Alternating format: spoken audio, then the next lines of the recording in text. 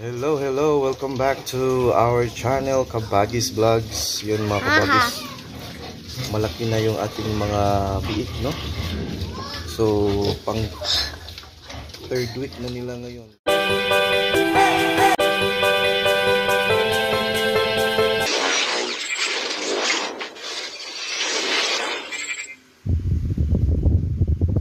Kabagis, welcome back to my channel. So yun nga, no, ating na update sa ating mga alaga ngayon. Almost 3 weeks na sila mga kabagis, and so far maganda naman yung resulta. Napakita ko sa inyo maya maya yung ating mga biik na almost 3 weeks na, and napakaganda kasi so far, no, hanggang ngayon wala tayong experience na kahit isang biik na nagtatae yung basa yung dumi nila, dahil nga yun sa ating pagbigay ng extra care, yun, ng ating bigyan ng talbos ng kamote once a day, yung pag-iingat, yung hindi pagpaliguan ng umaga, maaga, yung malamig yung panahon, dapat tanghali talaga. So, yun. And, yung ating inahin. So, just make sure mga kabagis to just keep on watching, and make sure to like this video, mag-subscribe kung hindi pa nakapasubscribe, and make sure to follow my Facebook page pala, kasi almost na yun mag 1K. And hopefully mamonetize natin yung Facebook page natin mga kabagis. Kuya Junis Vlogs yun, ating Facebook page. May mga uploads din tayo doon. Kung sakaling mahirapan kayong mag-open ng inyong YouTube, then you have an option to open your Facebook for videos like this. And thank you so much. Keep on watching.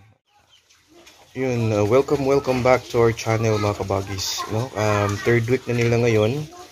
So hindi pala, this coming Sunday almost third week na sila. So, ang ginagawa natin mga kabagis, hindi pa sila napaliguan dahil napakalakas ng ulan kagabi.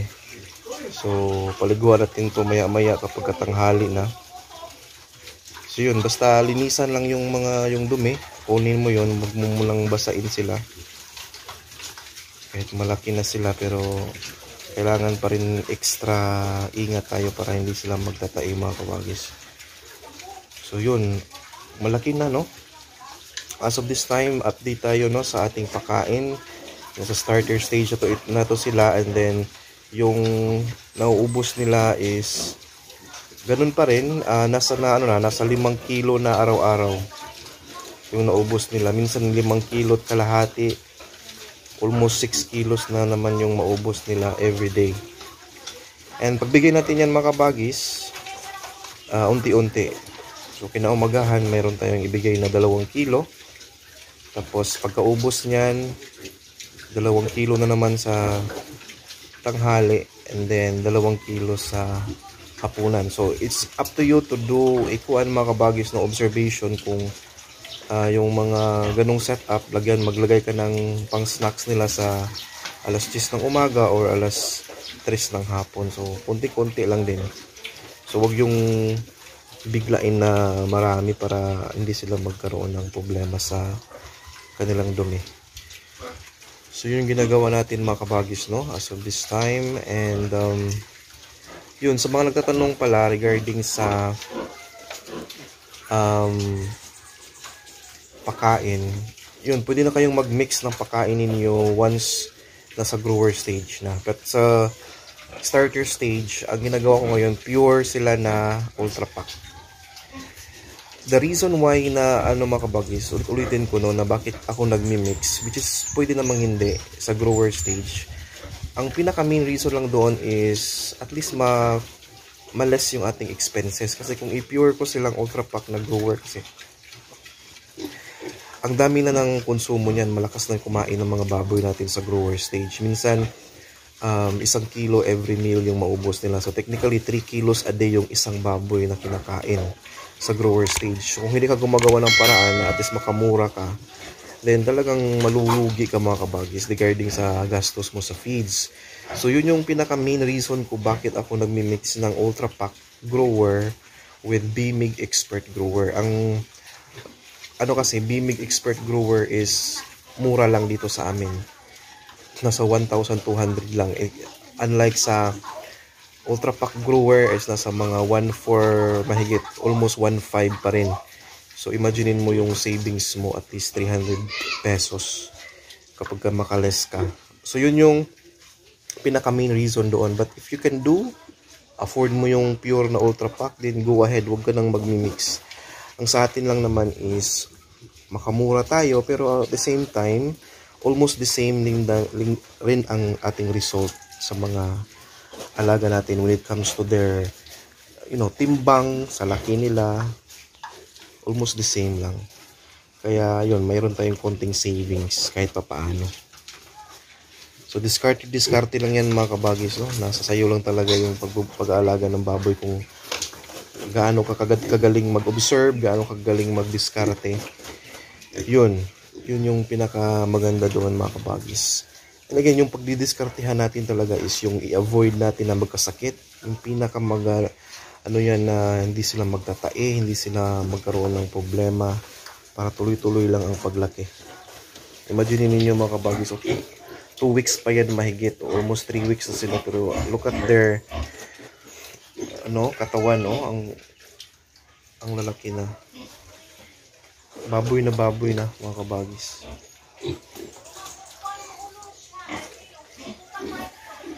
So yun, ito din yung ating mga dumalaga. Yan. Dumalaga na to is maharot. Minsan hindi magpapahawak to eh. So ito yung hindi pa nakastahan mga kabagis, or na AI. Dahil nga siya, kailangan natin hintayin yung pag-reheat niya. Hopefully this month or next month na to mag-reheat, no? And kailangan mo ring himas-himasin para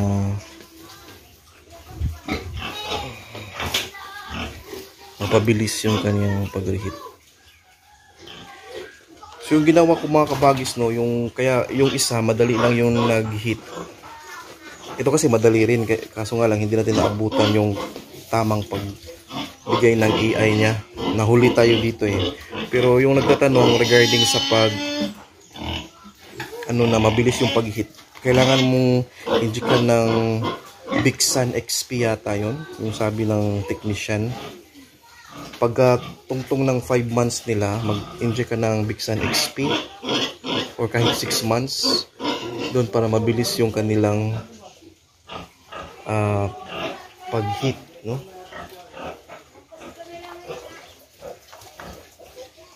So yun.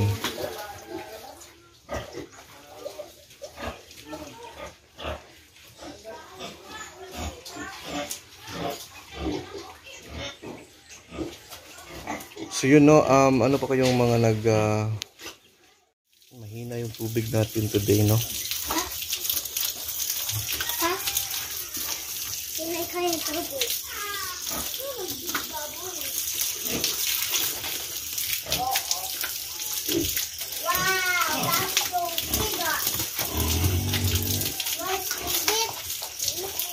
Gusto maligo.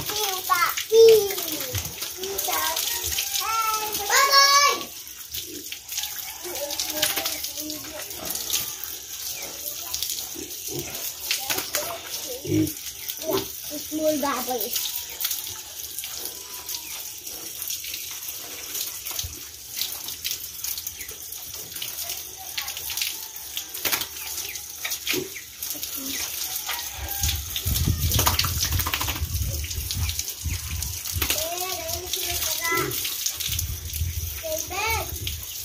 Nakakatuwa, no?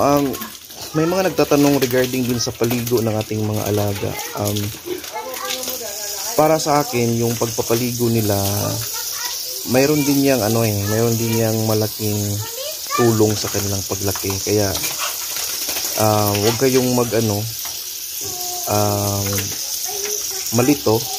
So sa pagpapaligo, mostly kapag ganyan na malaki na sila, if pwede din silang paliguan from time to time, yung bang tingin natin na tuyong-tuyo yung kanilang kulungan, yung kanilang katawan, basain natin sila.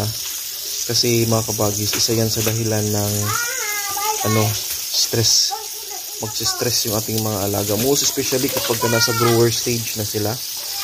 Ang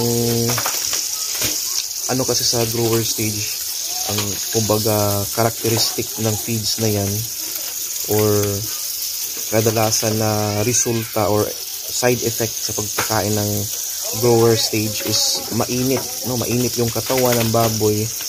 So tayo as owner, responsibilidad natin mga kabagis to check na at least man lang maibsan yung init sa kanilang katawan right after nilang kumain ng grower, yung pagpakain natin sa grower stage. So right after pakain, kung kaya ninyong paliguan, marami kayong tubig, ligo ka agad yan right after pakain or before pakain, paliguan kapag ka-grower na, kasi yan yung isa sa mga technique na lalaki yung ating mga alaga. Mabilis yung kanilang paglaki kasi nga hindi masyadong mainit ang katawan, maganda yung tulog. Yun. So kung hindi masyadong mainit yung katawan, maganda ang tulog nila. And that's, kung pagka maganda ang tulog, then walang rason na hindi yan lalaki at hindi bibigat.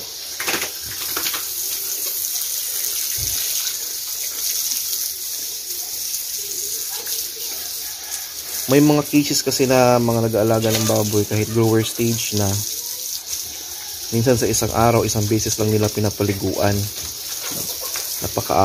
Nakawawa yung baboy natin dyan mga kabagis kung ganyan. Kasi mainit yung yung mismong feeds na yan,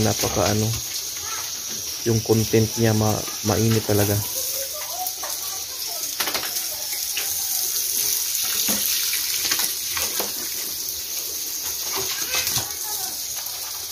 Gusto ng liguan.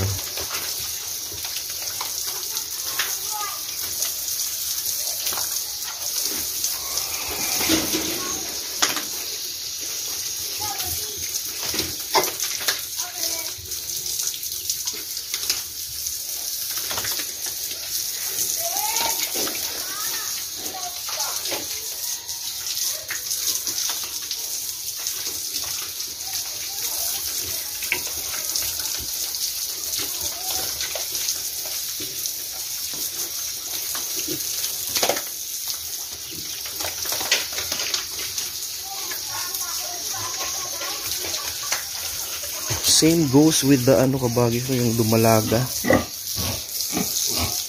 Ito din sila from time to time, yan dapat maligo sila.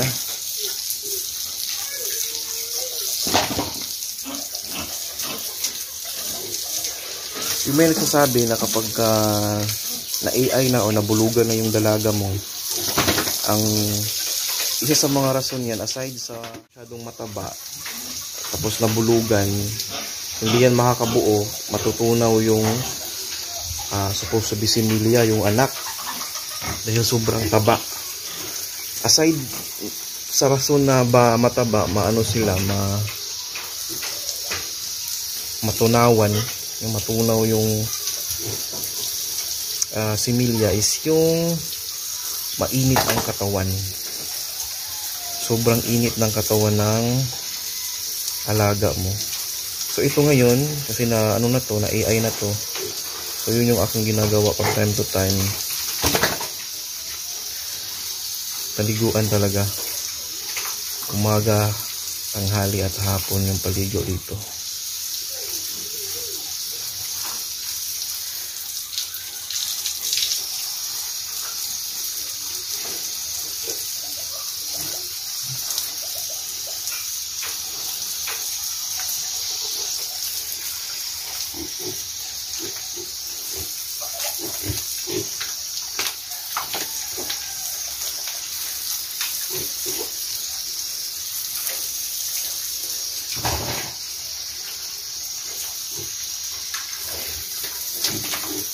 So yun lang muna mga kabagis to. For today's video, update natin sa ating mga alaga.